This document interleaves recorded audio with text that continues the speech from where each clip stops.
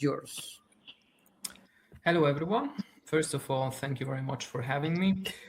Could you please confirm if you see my slides?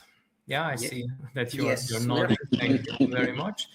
Okay, now let's begin. So what I would like to talk about today is the damages claim system of the GDPR itself. And the main example that I'm going to use and connect this topic to CyJurII is basically malicious cyber operations. Meaning that what I want to focus on today is basically what are the types of exemption possibilities for companies, organizations, whatever we are talking about, controllers in a much broader sense, if they are affected by a malicious cyber operation, and as a result of that, personal data of data subjects will be leaked out to the public. So basically, that's the thing that I want to focus on today. So the table of content looks like this. First, I would like to talk a little bit about the legal basis of this specific material or non-material damage claim under the GDPR. The specific article that we are going to tackle is Article 82 of this regulation. Then I will focus some of the applicable law questions regarding the possibilities of using separate legal norms and separate legal systems, to be more precise, to cover these kinds of personality right infringements, because not only the GDPR offers a possible venue for material and non-material damages, but also national law, and of course I will use the example of Hungary, offers a specific avenue of getting some form of compensation for the damages suffered. Then, as a next point, I will go to the practice of the Court of Justice of the European Union. I will highlight several cases, one of which will be specifically dealing with malicious cyber operations. And of course, based on that, I will offer my conclusions regarding this specific topic. If you're interested more and you want to learn more about this topic, Yasin and I are preparing an insight as a first step on this topic, comparing and contrasting Hungarian and Egyptian national law and case law on this specific topic. And we are going to publish an insight after this symposium. So let's be posted, and let's focus on this issue furthermore. So let's begin with the legal basis under the GDPR. So basically, the GDPR Article 82 says any person who has suffered material or non-material damage as a result of an infringement of the GDPR must have a right to receive compensation from either the controller or the processor for specifically the damage that is suffered. Now, primarily, this responsibility or this liability is at the controller level. However, according to the GDPR, we have a joint and several liability when it comes to processors and controllers. However, we have a specific distinction. When it comes to controllers, basically any situation arises, save for exemptions, the controller will be responsible and liable. On the other hand, the processor will only be responsible for compensation if the processor either specifically violated those instructions that it received from the controller regarding the processing activities, or they have not fulfilled their legal obligations stemming directly from the GDPR. So there is a twofold or two-pronged characterization of this specific joint and several liability, but still both processors and controllers should be aware of this possibility of being liable for compensation for damages. There is a possibility to have exemption, and this will have a very interesting and profound importance for malicious cyber operations also, because if the controller or processor can prove that they are in not in any way responsible for the event giving rise to the damage, then they can exempt themselves from the damages under Article 82 of the GDPR. So this is a very clear possibility for exemption. Therefore, we should keep this in mind, and I will connect back to this once we have tackled the case law on the specific issue. Now, moving on regarding national norms and EU law.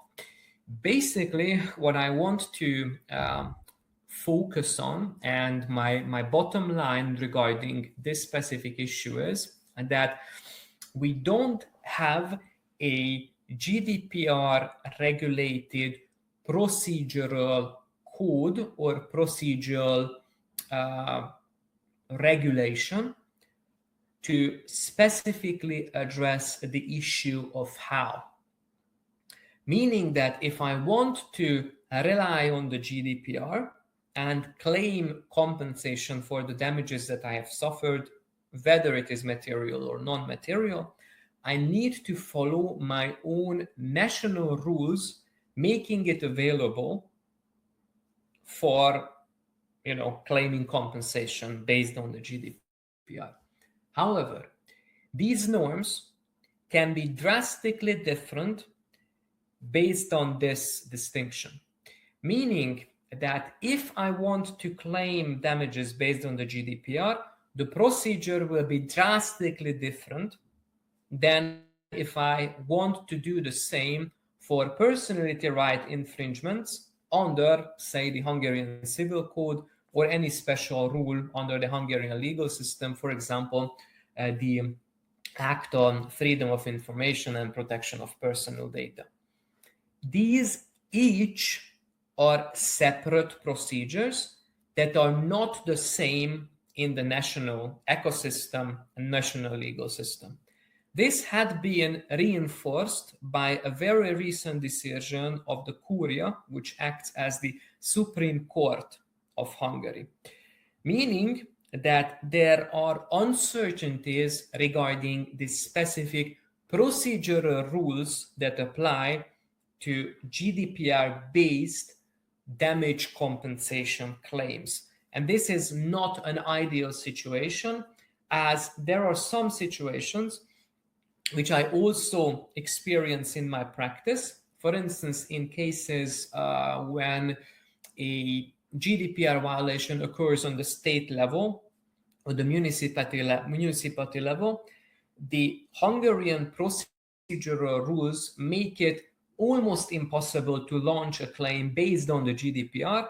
Rather, I need to reverse and try to base my claim on Hungarian national law. And this is simply because the national procedural rules for these types of procedures are not the same, and they are not making equivalent access to justice based on the claim itself and the legal basis of said claim itself. Now, let me point out some clear differences between the Hungarian and the EU models for getting compensation for personal data protection breaches, or in other words, if my personal data protection rights had been infringed, I have the possibility to ask for restitution under Hungarian law as regulated by the Hungarian Civil Code, or I can, for instance, ask for non-material damages based on the GDPR. Of course, there is a possibility to ask for simply material damage compensation under the Hungarian Civil Code, and there is also a material damage component of the GDPR. But the thing that I want to focus on are non-material damages. So the two things are drastically different. When it comes to the Hungarian restitution system, apart from the fact of the infringement taking place, no other harm has to be verified for entitlement to restitution, meaning that I don't actually need to show that I have suffered damages as a result of the violation of my personality rights. Simply the violation is entitlement enough or a legal basis enough for compensation to be received. On the other hand, when it comes to the GDPR, damages must always be proven, and this is a very clear distinction. Exemption is also based on two different concepts. When it comes to Hungarian law, exemption must be based on fault. In contrast, when it comes to the non-material damage component of the GDPR, the thing that I have already mentioned, so not in any way responsible for the event giving rise to the damage, must be proven by the controller or the processor. Therefore, while getting compensation as a legal basis is easier for the Hungarian part of claiming compensation for personality right infringements, the exemption is much easier to prove. On the other hand, it is way harder to prove damages under the GDPR. However, exemption is virtually impossible under this specific framework. There are also other differences between the two systems. For example, the Hungarian system creates a system which is based on material restitution and punishment, meaning that you can get compensation not only for the actual damages that you have suffered, but also basically the court can say, I am raising what the controller or processor should pay because I want to punish them for the infringement that took place. On the other hand, when it comes to the GDPR, it is purely compensatory in nature, meaning that you will only get the damages that you have suffered. And under the Hungarian system, courts may assess whether the application of sanctions independent of fault is sufficient to remedy the infringement suffered by the person. In case of the GDPR, this is not dependent on the degree of the damages or its bagatelle nature, meaning that under the GDPR, you will almost always get some money if you can prove damages and there is no exemption. However, the CJU has already experimented with the thought that a simple apology might suffice.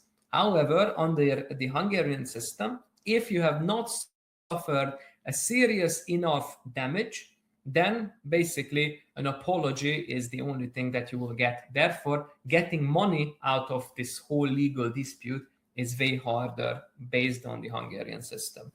And since people are pushed towards the Hungarian system from the GDPR based on these procedural rules, it is really pushing people outside of the possibility of getting money from GDPR infringements.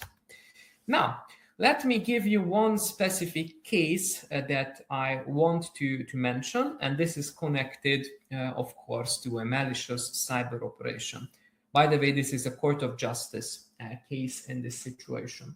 So, all in all, the case reflects on one cyber incident, meaning that one authority in Bulgaria received a hacking operation from unknown individuals, and these unknown hackers basically went into the database of one Bulgarian authority, and they leaked personal data from that specific database in the internet.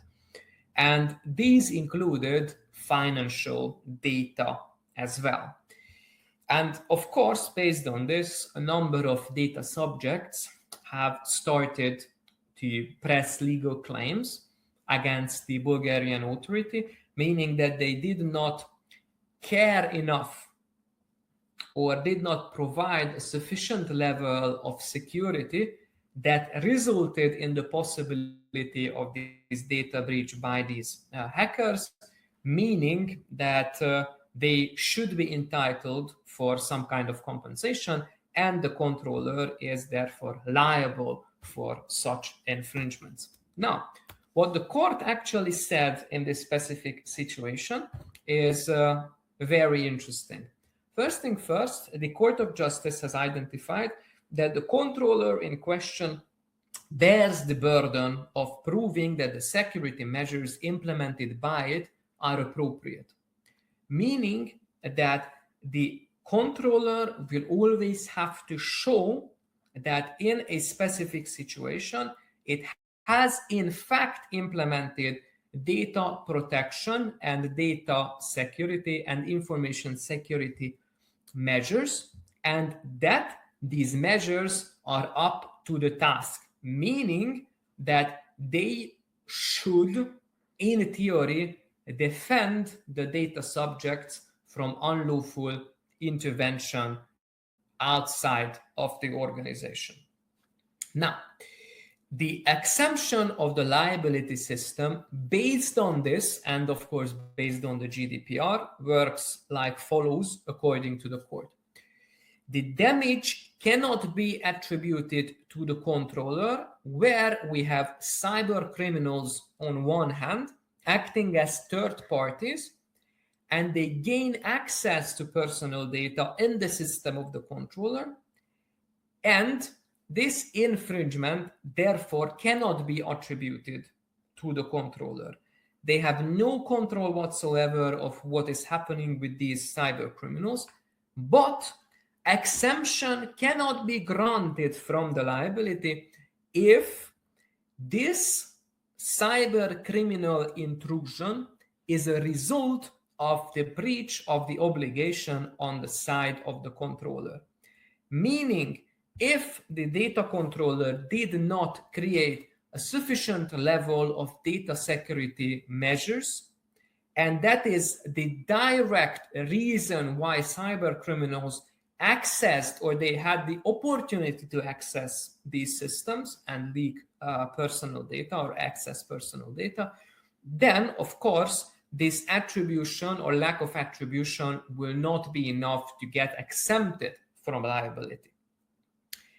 And that is also crucial, if there were some security measures, but there is no causal link between the breach of the data protection obligation and the damage suffered as a result of the cyber criminal activity, then of course there is also a possibility for exemption. Meaning that if the controller created a system that is matching the standards of the data security measures of the given time, meaning that it was not possible, nor it would have been financially feasible to create a more sophisticated and a more enhanced regime on the side of the controller, and still the cyber criminals can access it, well, then the data controller should be exempted from liability. And that is a very clear distinction, and I will come back to this issue regarding the conclusions. Now, still regarding this decision, the Court of Justice has created the list of conditions for compensation under the GDPR. These are threefold. As usual, we need to have damage, a violation of the GDPR, and a causal link between the two. As I've already explained, there is no severity threshold, meaning that if the violation of the GDPR and the access to personal data is very tiny and it is really bagatelle in nature, that is no reason for not getting a compensation. Claiming this, and based on this, the Court of Justice determined that even fear that someone's personal data will be misused by third parties, or specifically the mere loss of control over personal data, can create non-material damage. So simply fear that my data will be misused by third parties because they were leaked on the internet, that can create non-material damage. I need to prove that, so fear must be substantiated, but still, this is a very, very important step towards creating a system which actually grants you compensation. Data subjects, in this sense, must prove that a person concerned by the infringement of the GDPR had negative consequences for him, and that these negative consequences constitute a non-material damage. Therefore, we need to elaborate on the fear that we have a misuse case of personal data in this situation. This fear must be well-founded in case we can prove that specific circumstances at issue with regard to data subjects are in place regarding the situation and regarding specifically the fear itself. Now, this concludes this specific malicious cyber operation part of the existing case law, but I still wanted to mention in passing some of the other cases that can be found in the repertoire of the Court of Justice. For example, there was one other case in which the Court of Justice basically said that the scope of the compensation can also be an apology if that is sufficient for the non-material damage that was basically determined as the result of the procedure. And the court said that the attitude and the motivation of the controller cannot be taken into account in order to award a lesser compensation for the specific data subject. Furthermore, we have a different case which basically tells us that the mere loss of control over personal data, even if it is only for a limited time, for example, because it was made available online to the public and then later taken down, may create simply non-material damage, and basically, however minimal it is a basis for compensation. And this is very important if we think about the whole concept of this material and non-material damage compensation system. Last but not least, I would like to turn to a classic case of misposting. There was a German national who asked a tax consultancy firm to do their taxes and tax returns.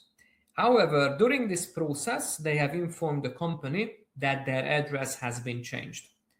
The firm has acknowledged this and recorded the new address. Still, when they did these tax returns, then they sent it to the previous address.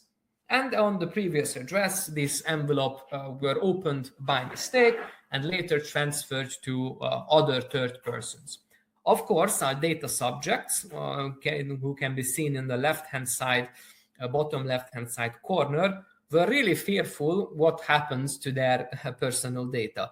Their tax ID was in their disability status, religious community status, and of course, a lot of money in tax returns. So actually, that really mattered who can access these kind of information. And of course, they launched a claim in a German court against this tax consultancy firm because of the non-material damage received. In this specific case, the Court of Justice once again underlined that the infringement of the GDPR not of itself sufficient to give rise to a specific compensation. But if we have that, have that damage, then we don't need to have a degree of seriousness. And once again, it was reiterated that the concept of damages includes the fear that someone's personal data might be used, disclosed to third parties, even if it was not possible as a factual situation that someone clearly accessed it. Clearly accessed this personal data, whether the envelope was actually opened, someone had seen it, someone had done something regarding it.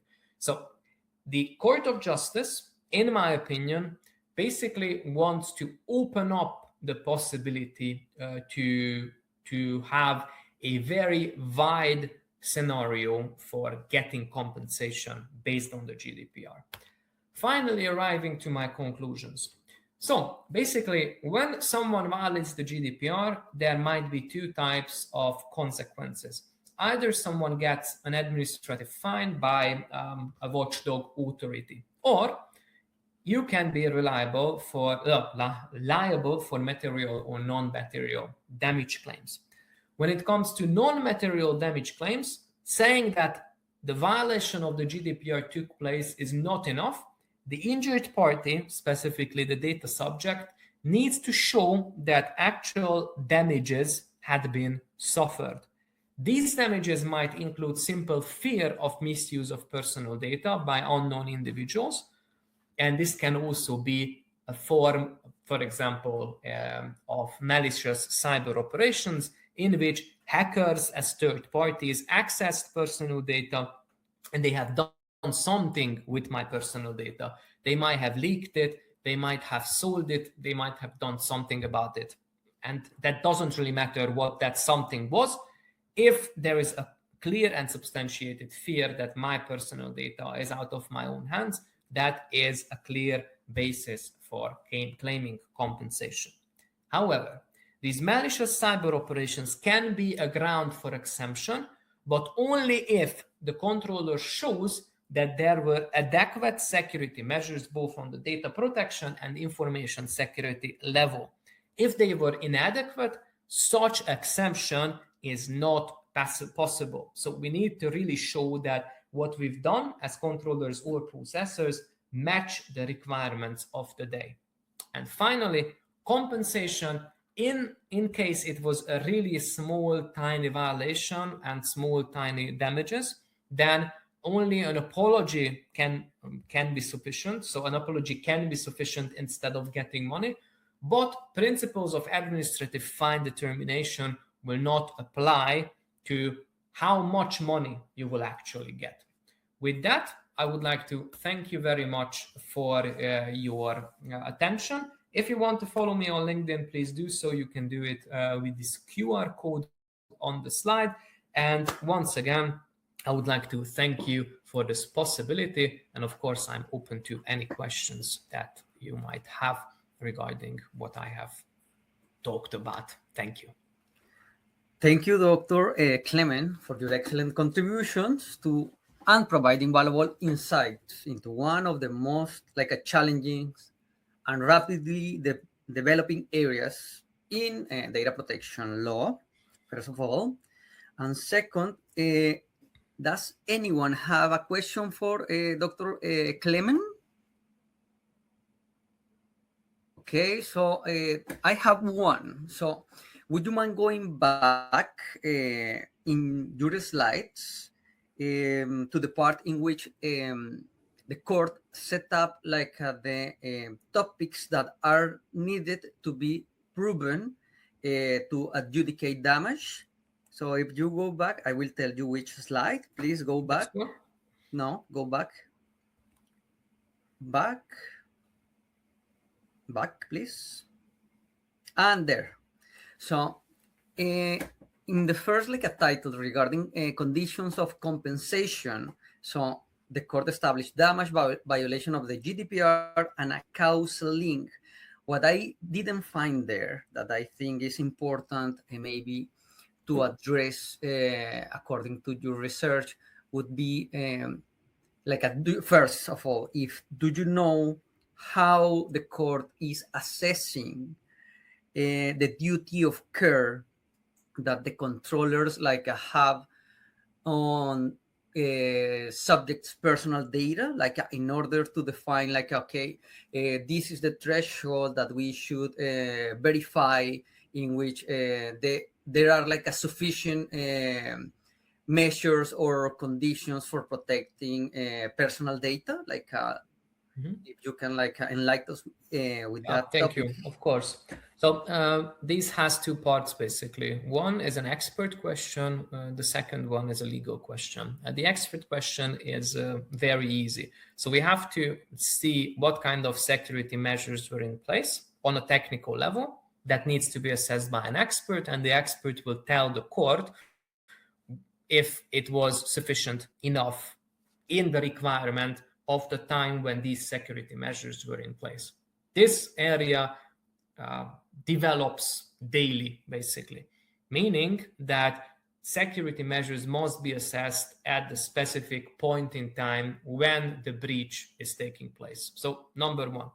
And the second one, of course, will be a legal question, meaning that the court will actually analyze the whole data protection system of the controller or processor, meaning that they will see whether there was a system of data protection. For example, a privacy by design approach was followed regarding the procedures that were established in the organization. And if they find that there was something amiss, then they will find that, yes, there was actually a